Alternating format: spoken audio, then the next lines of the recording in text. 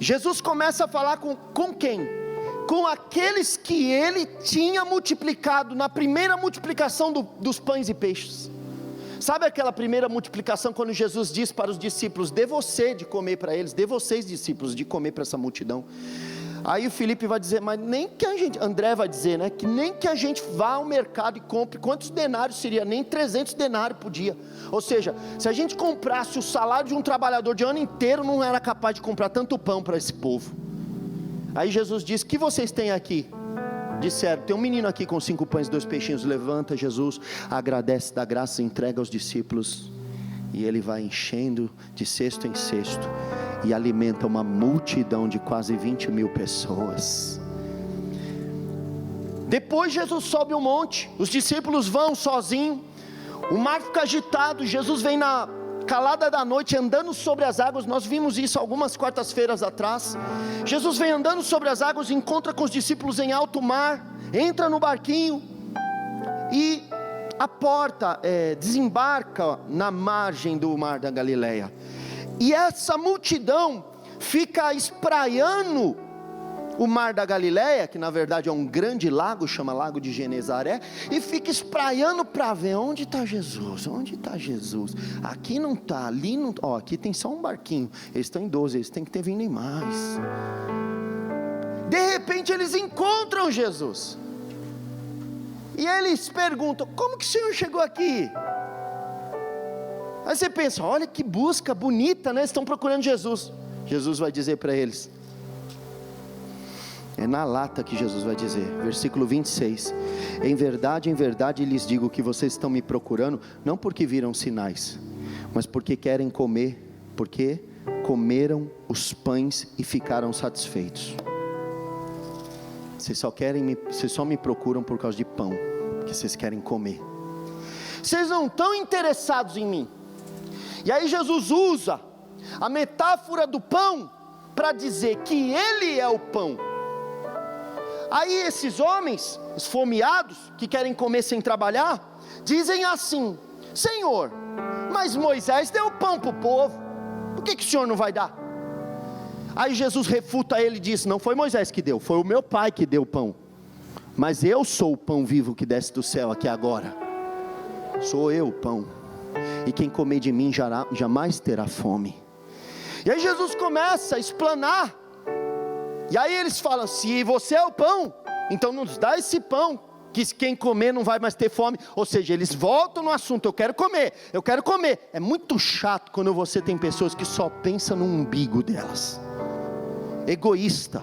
Você apresenta projeto e a pessoa quer só resultado, e só na parte dela ela pensa, ela não se engaja. Por exemplo, viver um casamento com esse sentimento é algo terrível. Por quê?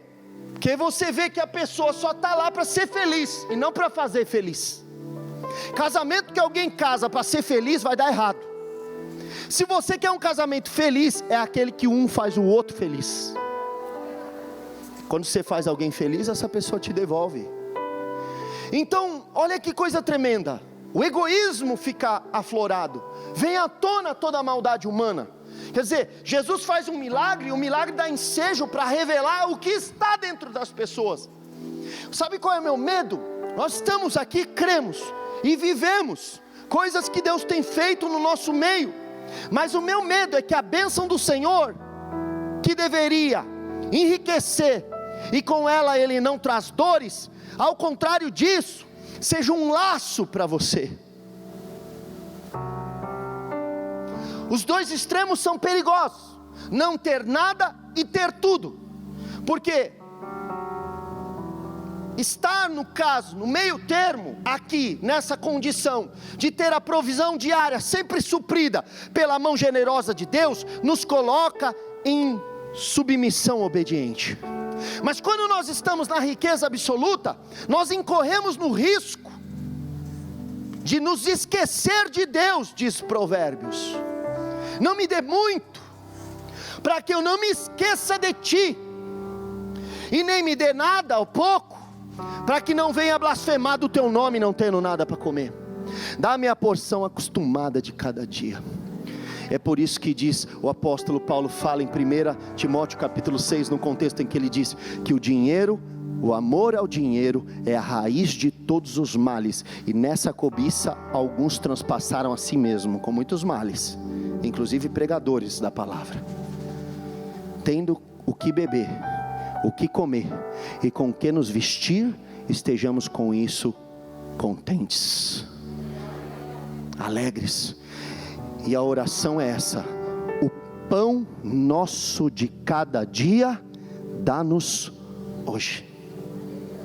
Hoje eu coloquei uma frase de John Wesley, que se eu tivesse colocado, alguém ia falar, está pedindo dinheiro. Ainda bem que foi John Wesley, o pai do metodismo, uma denominação que tem 70 milhões de membros hoje no mundo. Ainda bem que lá em 1789, lá em 1780 e pouco, usado pelo poder do Espírito, ele que pregava nas ruas, porque nas paróquias não havia espaço para ele.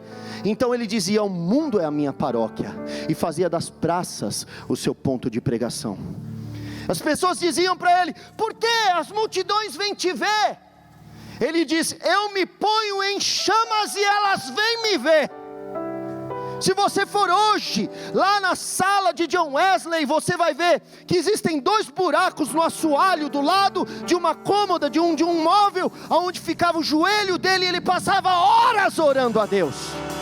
E a frase que ele disse, que eu coloquei hoje lá na minha rede social, eu quero dizer aqui para você: que você venha ganhar tudo o que puder, economizar tudo o que puder, e doar tudo o que puder. Ai, que coisa linda!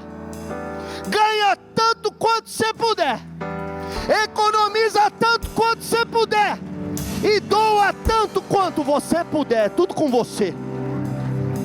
Aleluia! Que nós seremos cobrados por isso. Nada é nosso. A perspectiva de Sedacá, que eu volto nesse tema, é dizer que nada é teu e nada é meu. Nu viemos para este mundo e nu tornaremos a ir.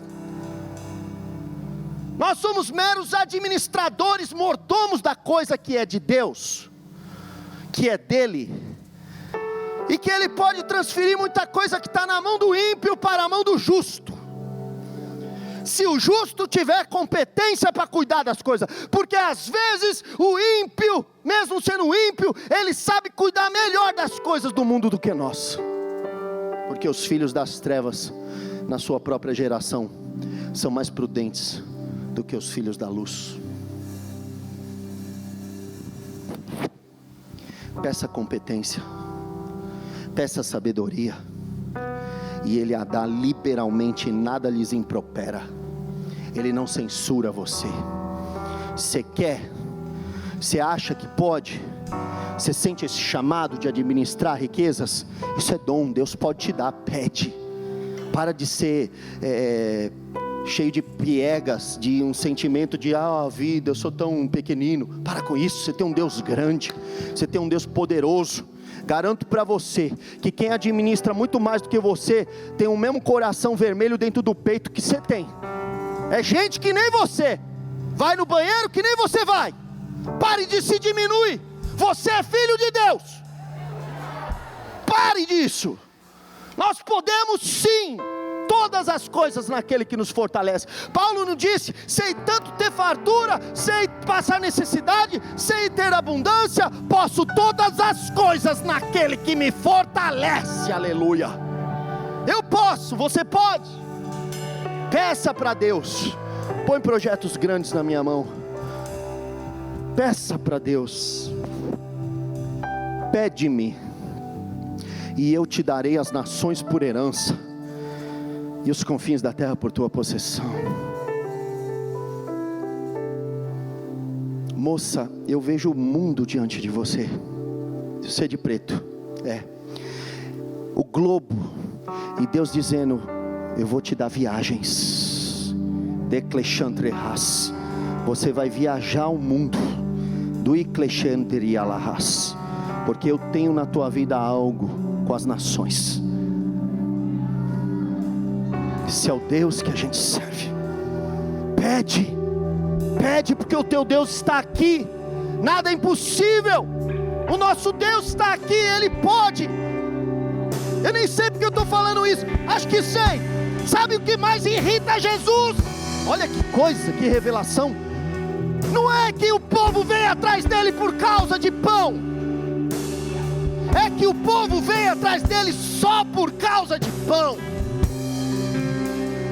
Isso é reduzir a tua existência a uma insignificância absoluta. Pão é o básico que Deus tem para nós. Pão nosso de cada dia dá-nos hoje. Isso é o compromisso de Deus conosco. Deus tem muito mais para nós. Deus tem muito mais para você.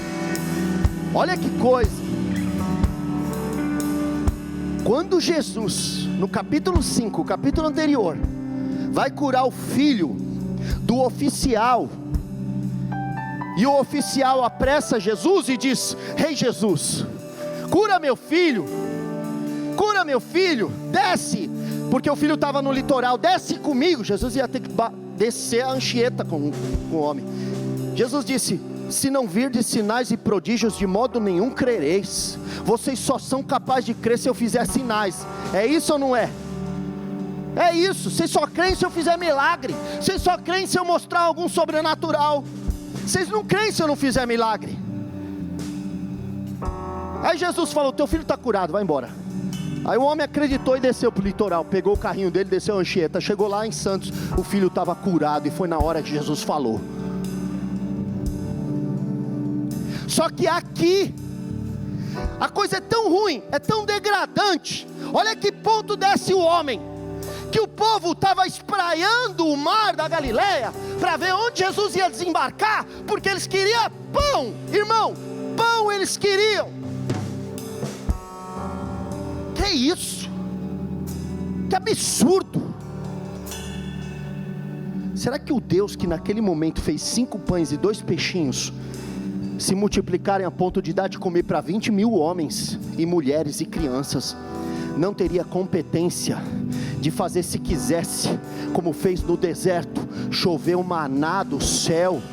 Esse era o nome do pão que caiu sobre Israel durante 40 anos, quando eles peregrinavam em direção à terra prometida. Maná, que vem do hebraico. Que é isso? O milagre de Deus é tão surpreendente que você vai dizer: que é isso? Maná, que é isso? É o pãozinho preparado por Deus. Toda manhã, toda madrugada, uma fornada de Deus está pronta para você. Não reduza a sua fé a esse ponto. Aí Jesus vai dizer para estes que esperavam tão pouco do Senhor: comer. Jesus vai dizer: vocês não estão me seguindo por causa dos sinais. Olha, eu esperava que alguém cresça em mim pelo que eu sou. Não dá para crer? Creia por causa dos meus milagres. Não dá para crer? Não vai crer em mim só porque você come, porque isso é muito baixo, isso é muito pouco. Os pássaros não tecem, não fiam, não trabalham, não ajuntam em celeiros, e o vosso Pai Celestial tem alimentado a cada um deles. Os lírios do campo não picam cartão de ponto na indústria mais perto de casa, para serem vestidos com uma glória que nem Salomão se vestiu. Como que vocês vêm aqui para me pedir pão? Pelo menos me peça um milagre, pelo menos venham me buscar por um sinal, no mínimo isso.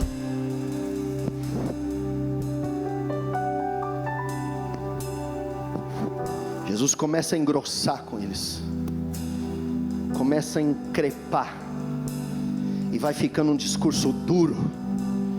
E esses discípulos maiores, não estamos falando dos 12, estamos falando de uma multidão denominada de discípulos. Qualquer um pode ser discípulo, mas crente não é qualquer um que pode ser. Qualquer um pode sentar numa carteira e fazer advocacia, mas nem por isso será advogado. Vai precisar passar por uma prova, por uma sabatina, vai ter que defender uma tese, vai precisar estudar bastante. Não é assim. Qualquer um pode sentar e, vou aprender. Discípulo. Mas crente não é qualquer um que é. Crente é quem acredita em quem Ele é. Crente é quem acredita que Ele é capaz, que Ele é milagroso, que Ele é poderoso, que Ele é glorioso, que se Ele estiver no barco não afunda, que Ele pode andar sobre as águas, que Ele faz 5 pães e 2 peixinhos alimentar uma multidão. Crente é quem acredita na divindade dEle, que sabe que Ele é muito mais poderoso para fazer infinitamente além de tudo quanto pedimos ou pensamos, segundo o seu poder que em nós opera. Crente é quem sabe que Jesus Cristo não tem limitações para Ele, Ele não tem dificuldades, não há nada demasiadamente difícil para mim. Ele enche os céus, Ele enche a terra, Ele é poderoso, Ele é o Senhor, Ele é glorioso, Ele é santo, Ele é fiel, Ele é fiel.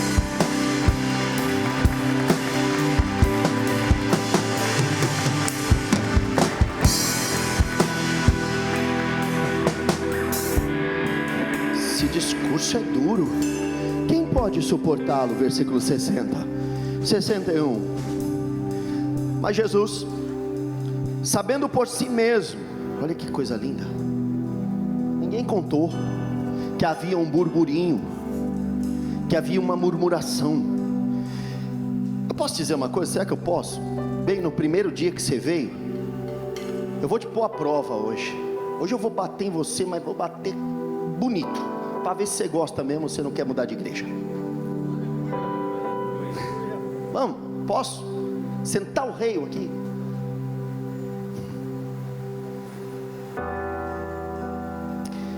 Jesus sabe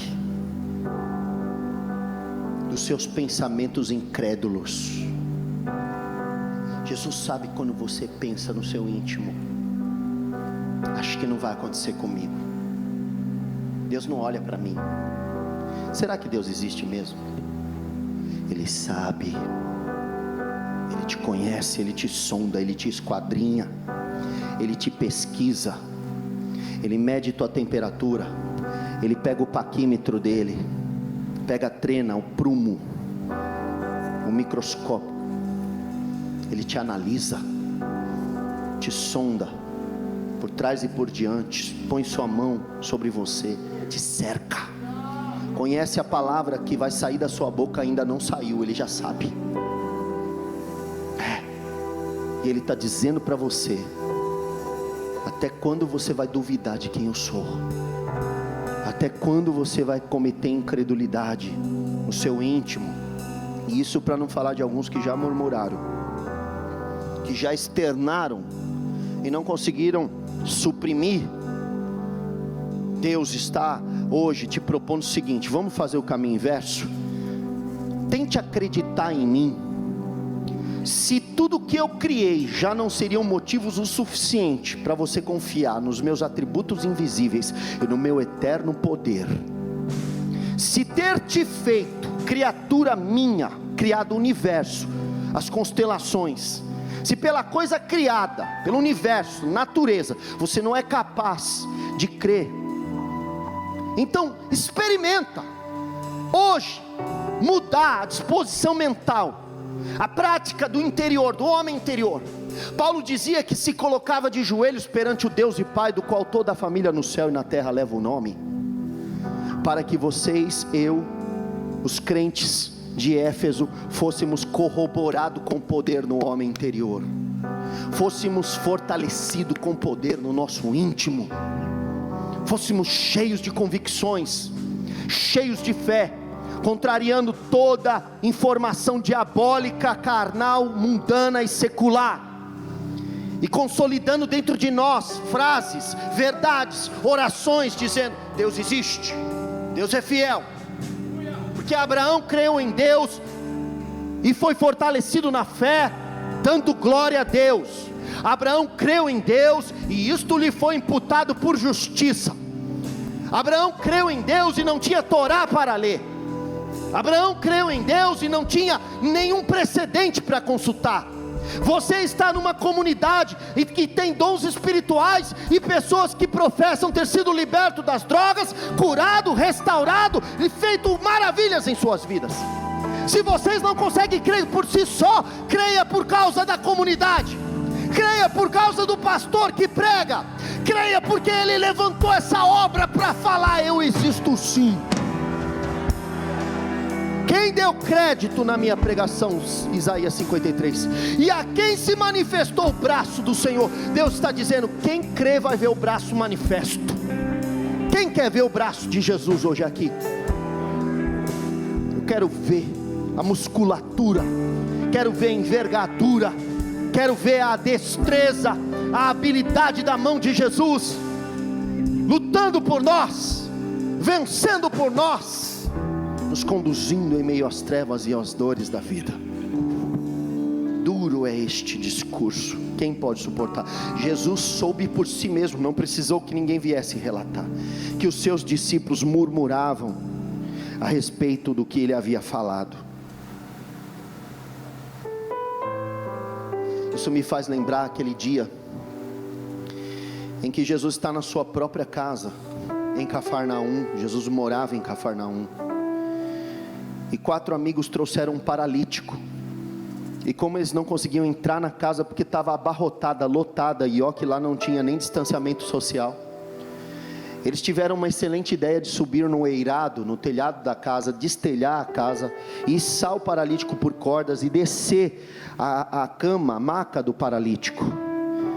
E de repente Jesus está pregando. Imagine você, hoje eu estou pregando aqui, descer um paralítico aqui por 4 caras que estão puxando a corda.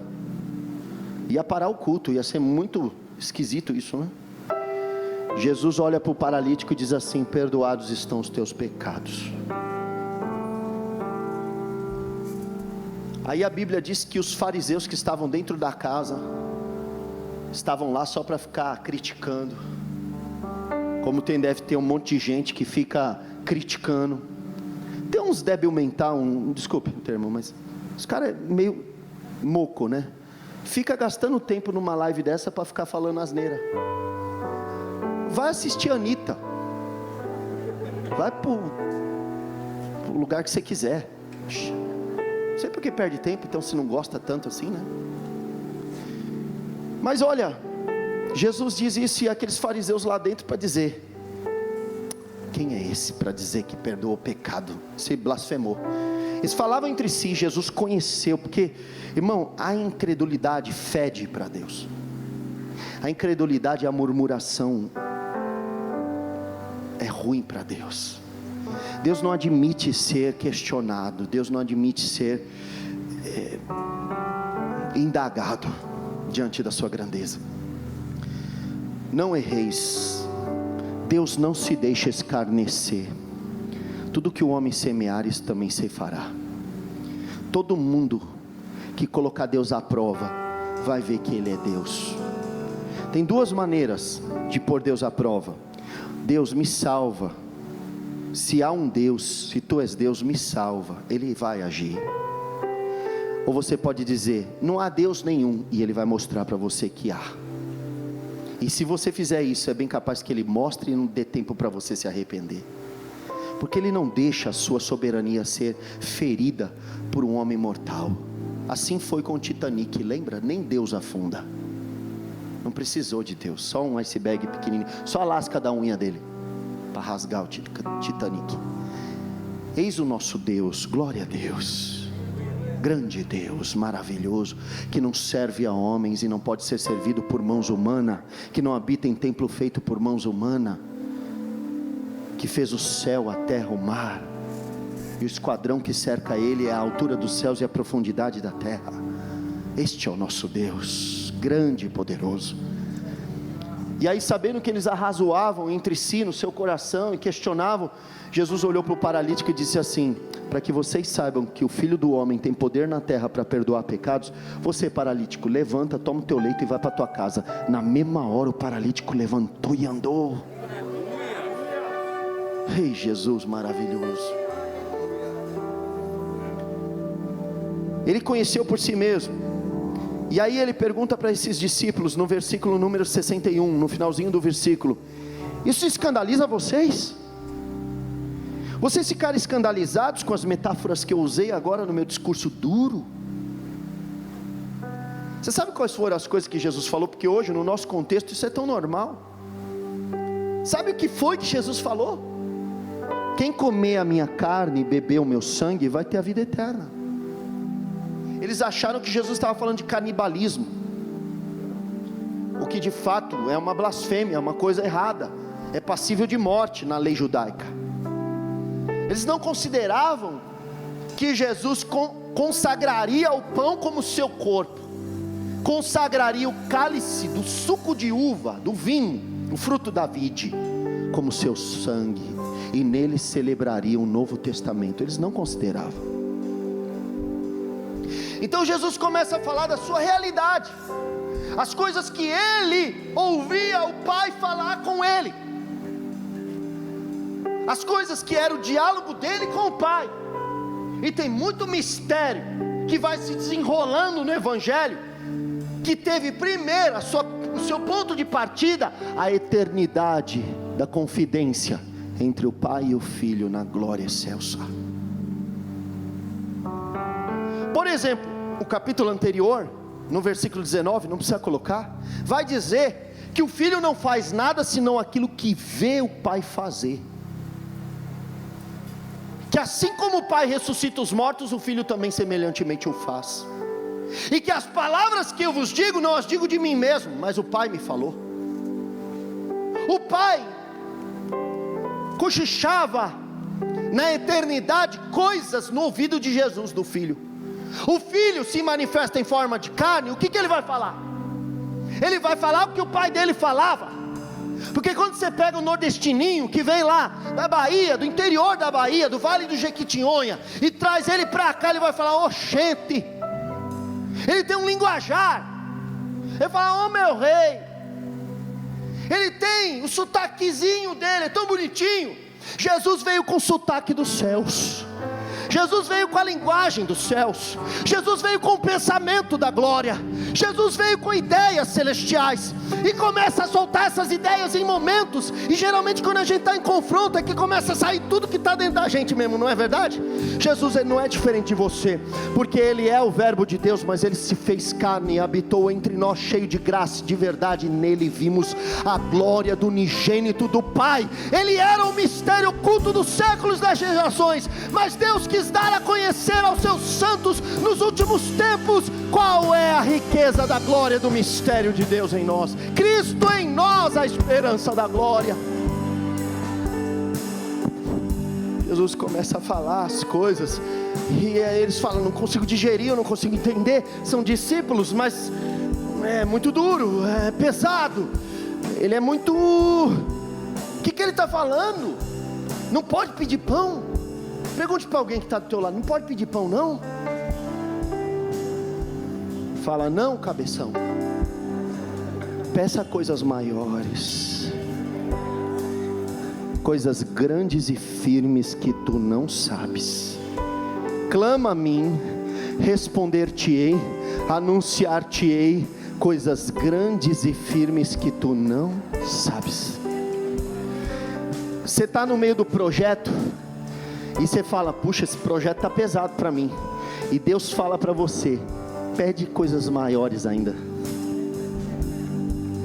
Você está fazendo uma coisa e fala: mas está difícil já, estou fazendo essa faculdade, já está difícil, abrir essa empresa, já estou pensando em quebrar e falir ela, pedir falência. Deus está falando: pede outra, pede uma maior, pede a glória da segunda casa, será maior do que...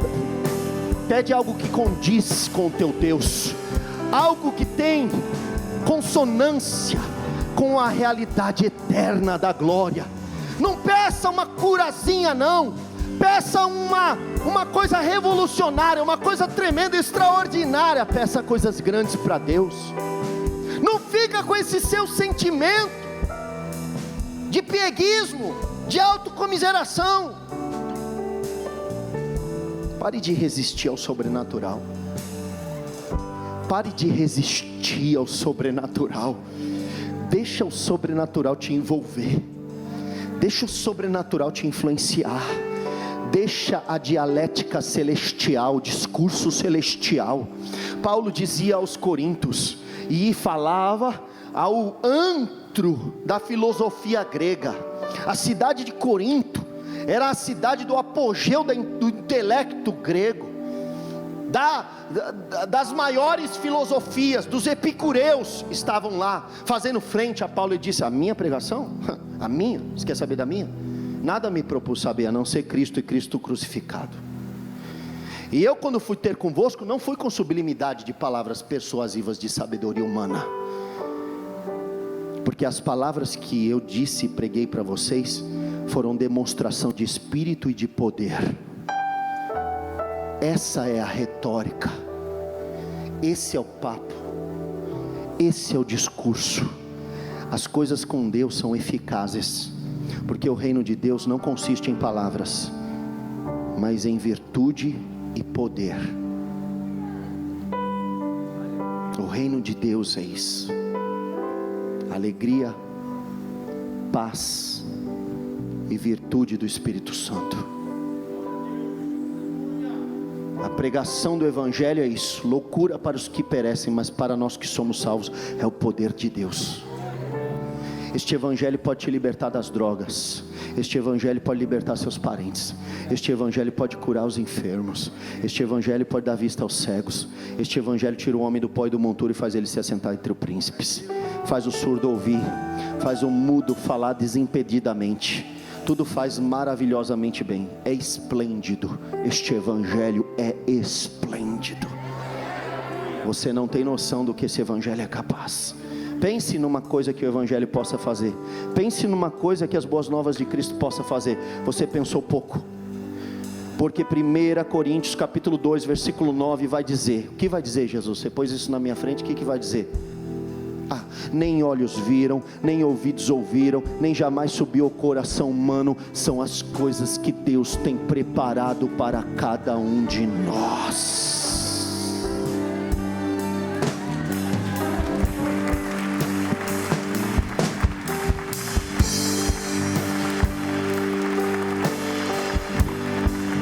Oh, aleluia! Espírito de Deus, aleluia!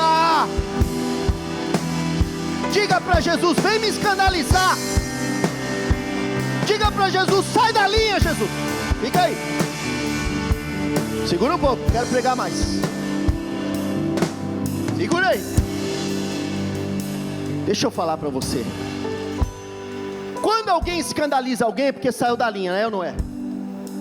Quem já ouviu um escândalo aí na vida? Já ouviu? Quem já ouviu um escândalo de uma igreja? Já ouviu? Quem já ouviu? Quem já ouviu um escândalo de um pastor? Quando escandaliza, o que é? Coisa boa ou coisa ruim? Quando Deus nos escandaliza, é coisa boa. Mas quando escandaliza é porque saiu da linha, não é? Ih, o pastor lá escandalizou. Ih, a fulana escandalizou. Ih, o Beltrano escandalizou. Jesus escandalizou os discípulos. Começou a falar coisas que todo mundo falou: que é isso? Que ele está falando? Meu Deus, que é isso? É melhor nós ir embora. É duro esse discurso. Deixa Deus te escandalizar hoje. Deixa Ele comunicar ao teu coração coisas que você nunca ouviu homem nenhum dizer. Deixa o Espírito Santo te influenciar. Deixa o Espírito Santo te dar um ministério. Deixa o Espírito Santo te dar um sentido para a vida. Deixa o Espírito Santo te dar um propósito. Deixa Ele contar os mistérios que Ele ouviu o Pai falar para Ele de antemão. Fala, Jesus. Fala, Jesus. Fala, Espírito de Deus. Pode me escandalizar. Jesus está dizendo: isto escandaliza vocês? Só isso. Que acontecerá, versículo 62. Que acontecerá então, se virem o Filho do Homem subir para o lugar onde primeiro estava? Se vocês estão escandalizados, porque eu estou falando daqui da terra, imagine se eu estivesse lá na glória falando com vocês, lá no céu. E aí eu me lembro, sabe do que? De Deus dizendo assim, missionário Ezê: porque eu te disse que te vi debaixo da figueira, você crê? Só por causa disso? Coisas maiores do que essa tu verás. Você verá. Você ainda vai levantar as cadeiras de roda. Você verá. Você verá, você verá. Você verá as conferências em campo aberto. Vocês verão os estádios cheios.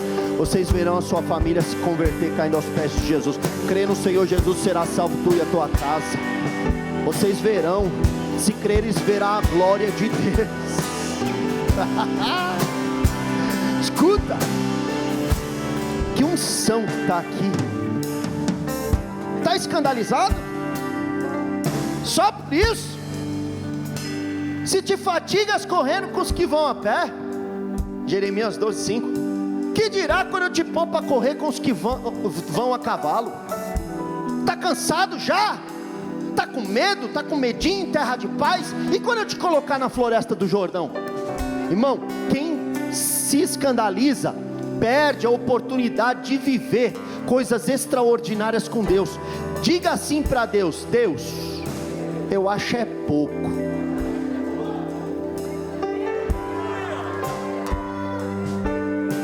Pão? É só pão? Deus está dizendo: que pão que, meu filho? Vocês são meus discípulos, vocês são crentes, vocês acreditam no sobrenatural, vocês acreditam no meu poder. Não vem me pedir pão, não. Eu tenho muito mais para vocês, muito mais para vocês, muito mais.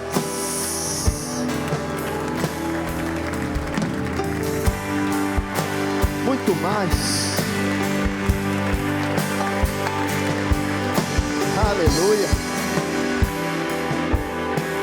Aí Jesus, aqui mesmo em João capítulo 3, eu começo a perceber que João capta, percebe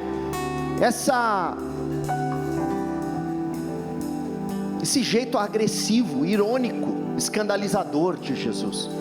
Porque veja, eu disse para vocês o que ele falou para Natanael: porque te disse que te vi debaixo da figueira, você crê? Coisas maiores do que essa você vai ver. Você vai ver a partir de hoje os anjos subir e descendo sobre o Filho do Homem. É isso que você vai ver. Aí você vai dar glória a Deus. E aqui em João, falando com Nicodemos, ele vai dizer: você é mestre em Israel e não entende dessas coisas, que o homem pode nascer de novo? Em verdade lhe digo, que nós falamos o que sabemos, damos testemunho do que vimos, mas vocês não aceitam o nosso testemunho. Jesus está falando: eu sei o que eu vi lá na glória, eu sei o que eu ouvi lá na glória. Você não quer aceitar meu testemunho? Se vocês não creem quando eu falo das coisas terrenas, como crerão se eu lhes falar sobre as celestiais? Jesus veio do céu, irmãos. Nasceu aqui numa estrebaria, mas veio do céu. Aquele que foi manifestado na carne, foi justificado em espírito, contemplado pelos anjos, pregado entre os gentios, crido no mundo e recebido na glória. Ele veio do céu. Ele é o verbo vivo. O verbo estava com Deus e o verbo era Deus. Ele estava com Deus no princípio. Tudo foi feito por meio dele. Sem ele nada do que foi feito se fez. Ele fala as coisas celestiais ao nosso coração. Ora, ninguém subiu ao céu, a não ser aquele que de lá desceu, o Filho do Homem. Quer dizer que desceu, senão que também subiu acima de todos os céus para encher todas as coisas, como está em Efésios 4, 8 a 10. Desceu e subiu acima de todos os céus para encher todas as coisas. Até o céu é cheio por ele. Imagina o que ele não pode fazer aqui na terra. Aleluia. Agora veja, 62 lá de João 6, para nós terminarmos. O que acontecerá então se vocês virem o Filho do Homem subir para o lugar onde primeiro estava? Se vocês estão escandalizados pelas pequenas coisas que eu estou falando aqui para vocês, que eu deixei extravasar, que eu deixei sair nesse momento, imagina então se vocês tivessem me visto quando eu estava sentado do lado do meu Pai, todo cheio de glória, todo cheio de divindade, todo cheio de poder. O Espírito é o que vivifica, a carne para nada aproveita. A carne não cogita as coisas do Espírito. Quando Pedro se deixou levar pelo diabo e disse: tu não vais para a cruz, Jesus disse para ele: para trás de mim, Satanás, porque me serve de escândalo, porque não cogitas das coisas do Espírito, senão da carne. O diabo é carnal, ele cogita as coisas da terra, é por isso que a sabedoria de Deus confunde ele. As coisas de Deus confundem o diabo até hoje. Já aconteceu 1 milhão de vezes, na fuça dele ele ainda não entende, porque tudo que vem de Deus se discerne espiritualmente, e o diabo é carnal, é diabólico, é imundo e não entende, não cogita. Eu e você entendemos o mistério da fé, eu e você compreendemos, mas o inimigo não entende. As palavras que eu tenho falado para vocês são espírito e vida. As palavras, vou falar de novo, que eu estou falando com vocês são espírito e são vida. Mas há descrentes no meio de vocês, está vendo? Tem discípulos, são discípulos, porém descrentes. Ora, Jesus sabia desde o princípio quais eram os que não criam e quem iria traí-lo, que era Judas. E prosseguiu: por causa disto é que eu falei para vocês que ninguém poderá vir a mim, se não for concedido pelo meu Pai. E aquele que vier a mim de maneira nenhuma lançarei fora. Versículo 66. Diante disso, muitos dos seus discípulos o abandonaram, porque eram só discípulos, não eram crentes, e já não andavam mais com ele. Azar o deles, que se deixaram escandalizar. Então Jesus perguntou aos 12, agora eu estou falando com vocês que são mais chegados: será que vocês querem também se retirar? Como que é aquele ditado? Eu sempre tenho dificuldade de falar sobre a porta, a casa.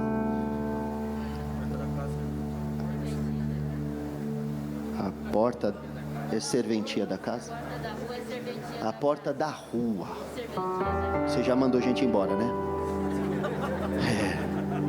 A porta da rua é serventia da casa. Jesus disse para os discípulos: quer ir embora?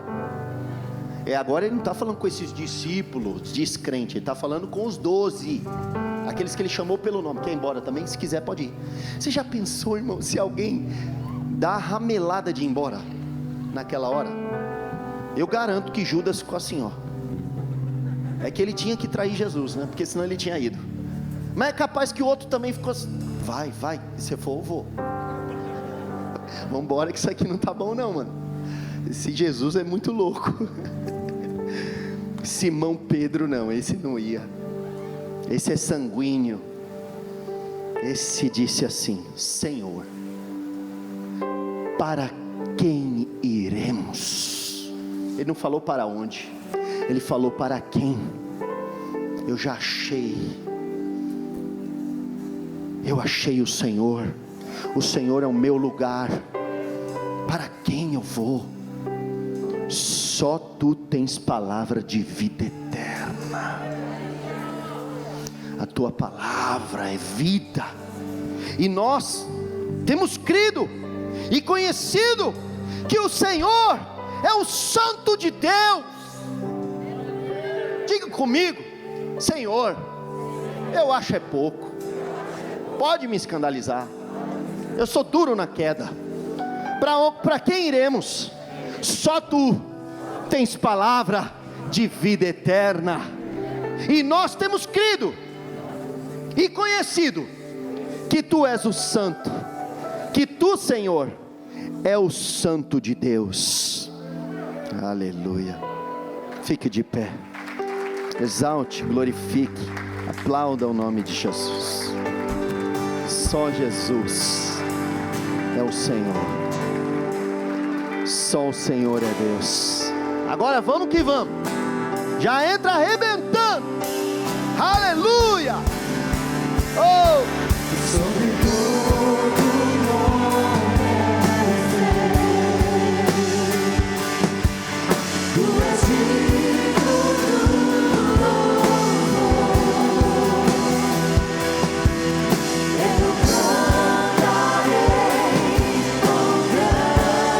Tá pequeno, dá para melhorar, dá para aumentar. Vamos igreja. Sobre todo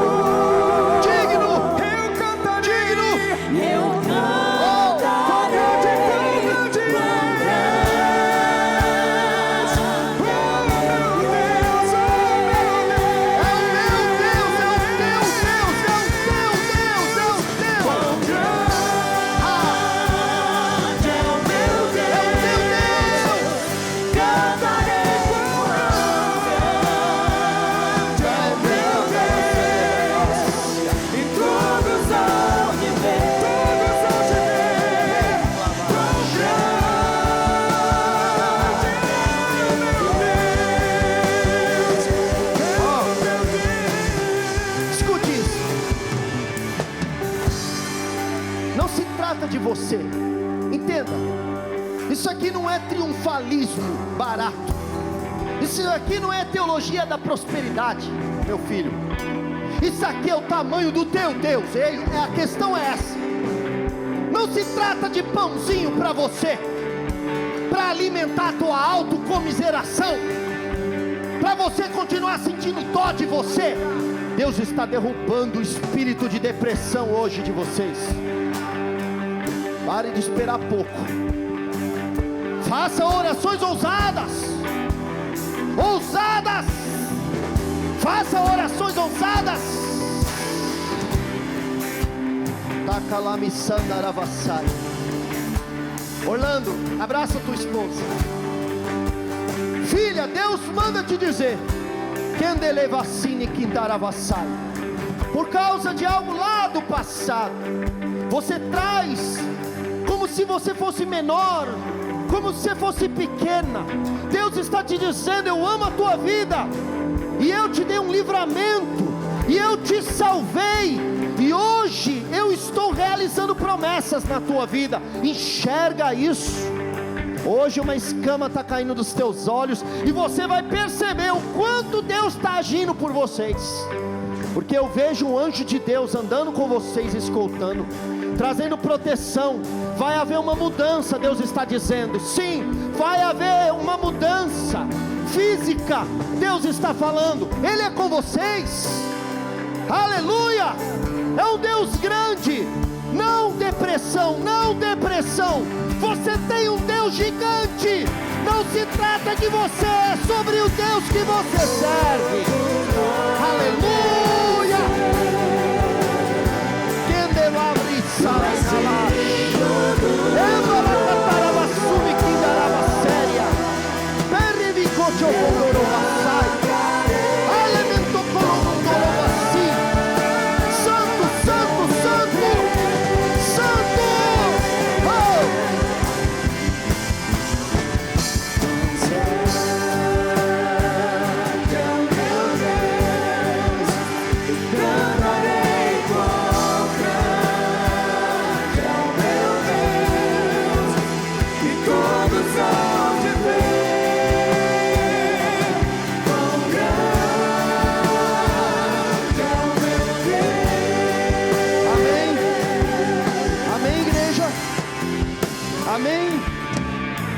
Diga: eu acho é pouco, Jesus. Diga: eu sei que o Senhor pode mais. Em pleno século 21, eu sei que tu podes. Tudo tu podes, e nenhum dos teus intentos podem ser frustrados. Pai, assim nós queremos encerrar esse culto, encomendando o teu povo aos cuidados das suas mãos. Revoluciona a vida deles. Um espírito de fé, um espírito excelente. Traga, Senhor, todas as benesses, uma chuva, uma saraivada de grandes vitórias descidas do céu. Entrega dons e alegria. Entrega para os teus filhos, eles saiam daqui voando hoje, leves, cheios, agraciados, renovados, como se tivessem acordado agora, como se estivessem como os que sonham, tomando posse da terra prometida, porque isso é o que o Senhor tem para nós. Deus Santo, eu quero abençoar o teu povo nessa oração como sacerdote, e profetizar sobre eles todas as sorte de bênçãos espirituais nas regiões celestiais.